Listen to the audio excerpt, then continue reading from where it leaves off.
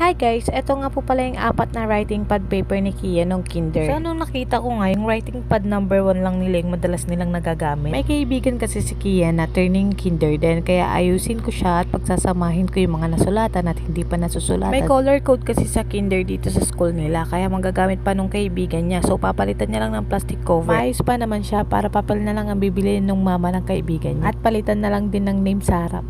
Kami na nga gumawa niyan at di na kami bumili. Sayang naman kasi hindi na magagamit ng Ate Kia. Bagi grade 1 na nga ang Ate Kia ngayong pasukan. So color yellow na nga ang gagamitin nila. Napakabilis talaga ng panahon, may grade 1 na kami, parang kailan lang. Kami lang ni Dada yung pinapaaral ngayon, kami na ang nagpapaaral. Alam niyo bang hindi ko natutukat si Kia habang nag-aaral kasi hindi naman talaga ako yung nagturo sa kanya na magsulat. At nakaka-proud nga dahil nakakuha pa siya ng best in writing. Sobrang challenge talaga sa amin nung pumapasok siya. Ang dami nga nagtatanong sa akin kung paano ko daw nagagawa yun. Ang sekreto lang doon, nagsanib puwersa kami ni Dada. Bali si Dada ang naghahatid. Sinasabay niya kasi pagpapasok na siya. At ako naman na nagsusundo. Bali si Seb noon, iniiwan ko sa pwesto ng tita niya. Walking distance lang kasi, pero pag sumama yung dalawang kapatid niya, malamang sasakay na kami. Yes po, hindi po kami kumuha ng tagatid at sundo ng Ate Kia kahit sobrang hirap. Ang sekreto doon, nagtulungan lang kami ni Dada. At nakasurvive nga kami sa pagod namin at hindi kami binigo ng Ate Kia.